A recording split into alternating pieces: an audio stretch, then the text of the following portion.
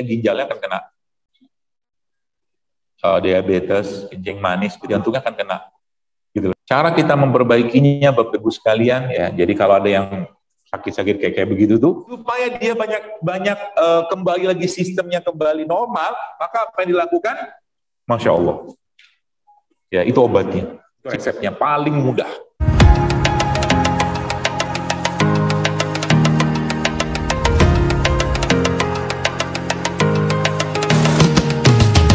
Ada ibu-ibu ya, ibu-ibu lah, kena tumor. Saya lupa tumor apa, kayaknya tuh sepertinya tumor payudara sih, nggak saya. Jadi ibu ini coba lihat, kan tumor payudara, terus di apalah gitu kan, dari rumah sakit sarannya begini, standar lah, gitu. Terus akhirnya dicek lah, kita periksa. Ternyata ibu masalahnya bukan di sini. Jadi dia waktu kecilnya diasuh oleh pembantu. Emang kenapa dengan pembantu? Lihat, Mbak, saya sampaikan tadi, Bos sekalian. Emang ada apa dengan pembantu? Anak itu punya hak. Itu poinnya. Anak itu punya hak kasih sayang, minta kasih sayang dari bapak ibunya. Kalau dia nggak dapat itu kalau bagus agamanya aman. Tapi kalau nggak bagus jadi apa? Dendam. Ya, jadi semua urusan tumor dan kanker itu sebagian besar latar belakangnya kalau nggak hasad, dendam, dan emosi-emosi yang lain. Terus bagaimana, Dok, solusinya? Ini saya kasih tahu solusinya. Kan tadi emosi tersesat, makanan tersesat, kan gitu kan? Tersesat tanda kutip gitu kan? Bagaimana cara kita memperbaikinya? Ya, cara kita memperbaikinya, Bapak Ibu sekalian, ya jadi nih kalau mungkin kita pakai kalimat atau mungkin frase ini, emosi yang bermasalah, terusnya ke organ. Organnya apa? Ya tergantung kelemahan dari yang dia makan tiap hari. Kan banyak, misalkan dia tiap hari makan karbohidrat, ya ginjalnya akan kena diabetes, kencing manis gitu loh. Tiap hari makan lemak, jantungnya akan kena gitu loh. Jadi makanan itu sebenarnya ya dia pemicu juga, cuman yang justru jauh lebih pemicu itu adalah emosi yang ada dalam dirinya. Kalau itu sudah dibawaan tanpa di cover dengan iman, atau mungkin dia sudah memang pelihara itu, ya sudah tinggal tunggu waktunya, ya seperti itu. Nah, pertanyaannya, bagaimana cara kita memperbaikinya? Ya, kalau dari sisi emosi tadi, gampang banget. Ini tadi. Berapapun masalahnya, kalau Anda kalikan dengan 0, maka hasilnya apa? Tak terhingga. Ya kan? Maksud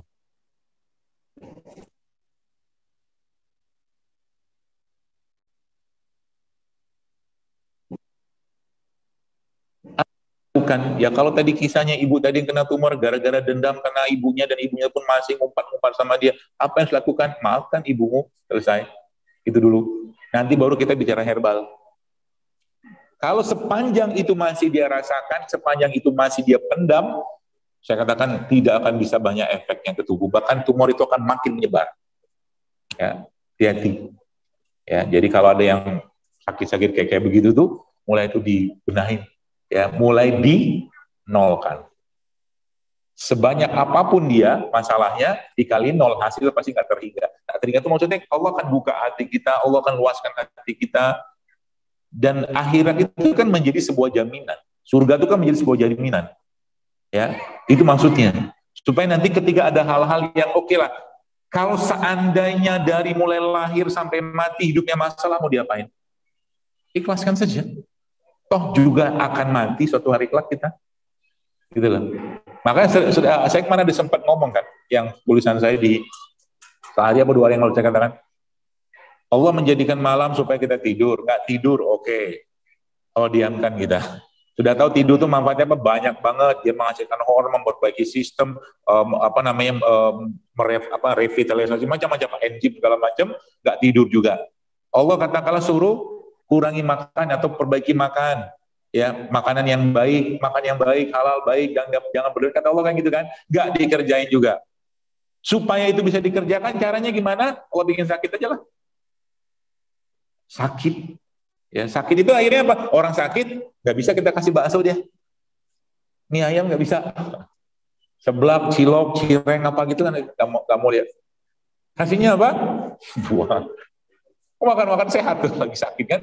Terus gimana lagi? Supaya dia banyak kembali lagi sistemnya kembali normal, maka apa yang dilakukan? Allah perbanyak dia untuk tidur. Orang tidur, orang sakit itu istirahat ya. Gitu loh. Supaya dia banyak ngomong, lidahnya dibikin pahit, gak banyak ngomong gitu kan. Karena kan lisan kan. Salah satu racun kan. Dua hal yang sering menyebabkan manusia masuk ke dalam neraka, kata Nabi, dua lubang, yaitu lubang mulut dan lubang kemaluan. Kan gitu. Ya. Jadi bagaimana cara saya mengikhlaskan dia itu? Siapa yang tahu ikhlas siapa ya kita? Bahkan kita kadang-kadang nggak tahu. Dan seringnya saya katakan, wallahi, demi Allah saya katakan, solusi yang Allah berikan tuh simpelnya luar biasa ketika kita sudah menolkan kita. Masya Allah. Ya, itu obatnya. Sehingga nanti apa? Dokter, berarti kalau kita ngobatin, contoh, ada satu kisah yang saya ceritain kemarin beberapa waktu di Instagram juga tuh. Kisahnya apa? Kisahnya waktu itu, ada ibu-ibu 16 tahun nggak punya anak. 16 tahun nggak punya anak. Saya waktu itu ada lagi apa gitu kan, lagi di laut gitu kan, nyemplung, snorkeling gitu kan. Nyemplung juga dia. Dok, gitu kan, apa sih ini gitu kan, dalam hati saya. Foto, ya Allah, foto, saya bilang. Segitunya minta foto, tapi sebenarnya bukan foto. Dia pengen terima kasih. Oh, terima kasih, kenapa? Alhamdulillah dok, saya hamil. Itu anak saya di hotel sama bapak. Oh ya, 10 menit lagi. Mau habisnya apa? Pertanyaan? Mau pertanyaan atau mau diterusin materinya? Kalah panitia. Lalu subhanallah ya, dicerita. Saya pikirkan, oh minum kunyit kali ibu ini. Oh minum apa, rimpang-rimpang. Kan enggak, subhanallah. Minum apa? Air kelapa. Loh kok air kelapa? Sehingga saya nggak pernah ngomong promil itu pakai air kelapa. Sehingga saya gitu kan. Terus dia bilang apa coba? Saya itu dok, Masya Allah minum air kelapa sebenarnya bukan buat hamil. Biar sehat aja badan saya. Allah kasih hamil. Itu ikhlas. Paham saya? Ya. Jadi kalau udah kayak begitu, udah pulang kita nggak ada beban apa lagi, sudah gitu kan. Apalagi ibu-ibu misalkan ada curiga sama suami, serahkan suami sama Allah. Ya, Allah yang urus dia. Anak-anak di pondok serahkan sama Allah, titipkan kepada Allah. Allah akan jaga mereka. Daripada kita tiap hari dokter. Kan gitu. Tapi supaya permintaan kita ini Allah approve, Allah ijabah, caranya gimana? Ya kita juga perbaiki dong hubungan sama Allah. Maka orang tua yang baik, orang tua yang soleh, pasti akan menghasilkan anak-anak yang soleh juga. Anaknya dititipkan ke pondok pesantren, belajar Quran. Mak bapaknya juga ada baca Quran. Susah nanti anaknya belajar serius. Kesolehan bapak, ya, terutama ya, itu akan sangat berkaitan dengan hasil dari anak-anaknya yang dititipkan. Gak percaya buktinya. Itu Nabi Ismail. Coba. Soleh kurang soleh apa Nabi Ibrahim? Bahkan yang luar biasa, saya kadang-kadang sampai sekarang bingung. Itu kok bisa sesoleh itu padahal bapaknya nggak ada. Iya kan? Nabi Ismail itu kan ditinggalin oleh Nabi Ibrahim. Tapi kok tiba-tiba ketemu, udah solehnya luar biasa. Ya itu tentunya kita nggak tahu cerita apa di balik itu gitu kan. Tapi intinya bahwa kesolehan orang tua itu akan mempengaruhi kesolehan anak. Nah, ini itunya. Rumus pertamanya yang berkaitan dengan emosi. Ya, ikhlasin. Misalkan terutama yang kita kembali ke masa lalu, mungkin orang tua, bapak, ibu kita segala macam, termasuk sekarang kepada suami, kalau Anda punya pasangan atau istri, ikhlaskan. Itu resepnya paling mudah. Ya. Jadi mulai mencari kira-kira apa nasihat-nasihat agama atau nasihat Al-Quran ataupun sabda Nabi SAW yang memberikan pedoman tentang itu kepada kita semua. Itu yang pertama. Ya, jadi lalu yang kedua apa? Ini. Ya. Dalam Al-Quran, Bapak-Ibu sekalian, ada kata-kata syifa. Syifa dalam Al-Quran itu ada banyak sekali. Ya, tapi saya rangkum saja beberapanya ada di surat Al-Mu'min. Ya. Al-Mu'min ayat 14 ya. Wa yasfi sudur qaumin mu'minin, dan Allah mengobati hati orang mukmin. Ya. Kemudian apalagi di surat Al-Isra juga ada, ya. Kemudian surat 16 ya, An-Nahl juga ada. Kemudian wa nazzala minal Qur'an ma huwa syifaa'un rahmatul lil mu'minin wa la yazidul zalimina illa khasara. Kemudian wa iza maritu fa huwa yasfin, juga itu syifaa'nya Allah gitu kan. Nah, yang menarik apa? Yang menarik, semua kata syifa dalam Al-Qur'an ini, kata syifa dalam Al-Qur'an ini didominasi Al-Qur'annya sebagai syifa. Ya, paham ya? Kata-kata syifa dalam Al-Quran ini didominasi Al-Quran sebagai syifa, sebagai penyembuh. Penyembuh apa? Fisudur, hatinya, kolbunya mereka, kolbunya kita. Satu saja yang di situ sebutkan ada benda fisik. Ya, benda fisik apa? Yaitu madu. Ya, madu dalam surat An-Nahl itu. Ya, jadi situ Allah sebutkan yakhruju min butuniha syarabun mukhtalifun alwahnu fihi shifaa'un linnas. Ini menarik. Lihat situ. Allah kalau gini, saya punya madu. Ini bukan madu. Ini madu. Kalau saya tanya madu sama Anda, apa yang Anda pikirkan pertama kali tentang madu? Rasa kan? Manis kan, manis rasa. Tapi menarik ya, ayat dalam surat An-Nahl itu Allah tidak bicara madu tentang rasa, tapi Allah bicara apa? Itu mukhtalifan alwanu, berbagai macam warna. Ada apa dengan warna madu? Allah nggak ngomong rasa loh, tapi Allah ngomongnya warna. Ya, jadi ada apa dengan warna madu? Nanti coba belajar, ya. Nanti cari tahu sendiri warna madu itu apa. Kemudian urutan madu, lihat urutan madu. Kalau ditanya urutan madu itu paling baik apa? Yang Al-Quran sebutkan, madu gunung, di gunung-gunung kan. Kemudian turun lagi di mana? Bukit-bukit. Ya. Kemudian yang terakhir baru madu yang dibuat di rumah-rumah oleh manusia. Jadi urutan madu paling bagus itu yang madu yang di gunung. Ya, itu urutan Qurannya. Tapi susah dapatnya. Ya, makanya madu-madu gunung itu mahal. Ya, tapi paling tidak kalaupun nggak ada ya minumlah madu yang apa aja lah. Seperti itu. Ya. Nah, sudah habis. Mau diterusin atau hanya jawab? Terusin aja ya. Karena ini masuk poin-poin yang fisiknya. Poin fisiknya. Ya. Berarti bagaimana caranya Anda mengobati penyakit hati tadi? Quran kan? Caranya gimana? Gini. Kan kita sering dengar ayat bunyinya bukan ayat, hadis Nabi SAW, innamal a'malu binniyat. Kan gitu. Maka apapun yang Anda kerjakan, Bapak sekalian, maka mulailah dengan niat. Jadi sebelum Anda baca Quran yang Anda baca, Anda diam sebentar, duduk sebentar, diam sebentar, renung sebentar, ngomong kepada Allah dalam hati Anda. Oke? Ngomongnya gimana? Ya Allah, aku membaca Quran ini karena mengharap wajahmu, mengharap ridhomu, malam. Itu standar. Oke? Lalu Anda tambahkan lagi niat. Ya Allah, jadikan setiap huruf yang ku baca ini, ya Allah, membersihkan penyakit hatiku. Yang pertama, bisa kan? Boleh, diam dulu sebelum baca Quran. Ya Allah, jadikan setiap huruf yang kubaca ini menguatkan hatiku. Ya Allah, jadikan setiap huruf yang kubaca ini, ya Allah, membersihkan penyakit-penyakit fisikku. Ya Allah, segala macam Anda ngomong mati. Karena Allah menjanjikan seperti itu bahwa Al-Quran itu syifanya. Gitu loh. Berarti kita boleh dong meruqyah. Oh boleh, bagus sekali.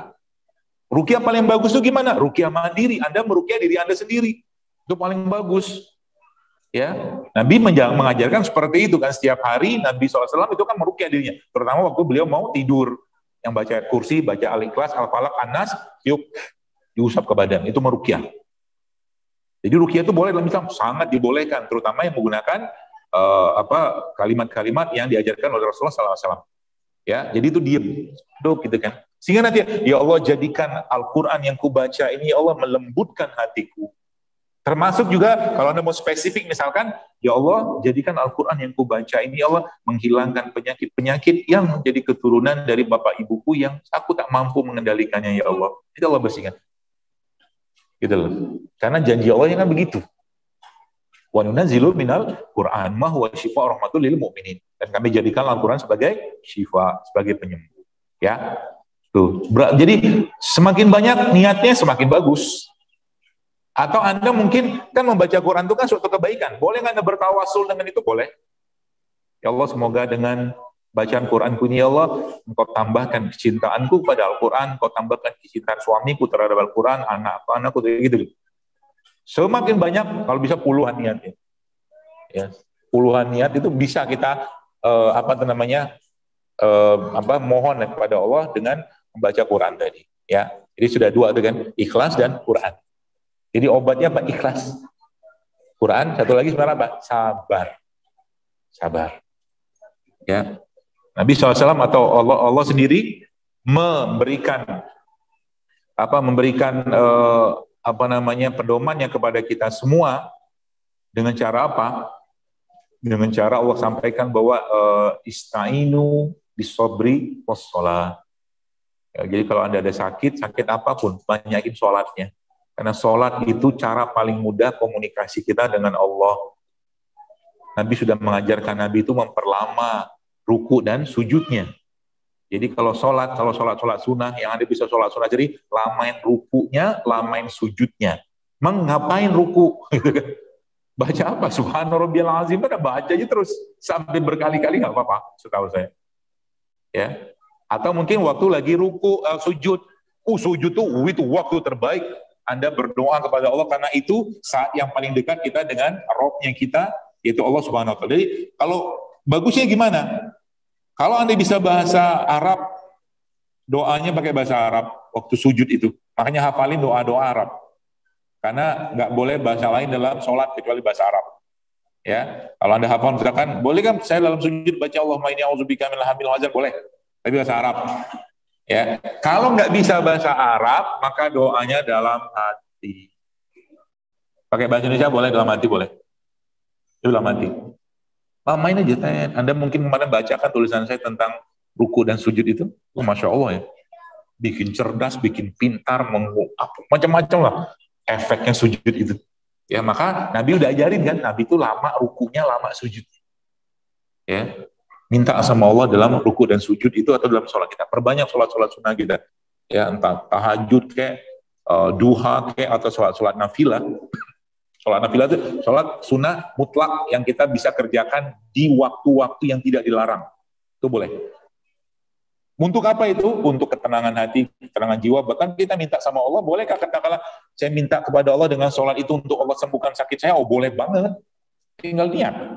Kecuali ibadah-ibadah maghdah. Ya, ibadah wajib ya, kayak sholat subuh, zuhur, asar, maghrib, isya, itu kita memang kerjakan karena kewajiban, wajib. Tapi kalau yang sifatnya kita sholat sunnah, kita mohon kepada Allah, kita bertawasul dengan itu, boleh insya Allah amal kebaikan kita. Ya, seperti itu.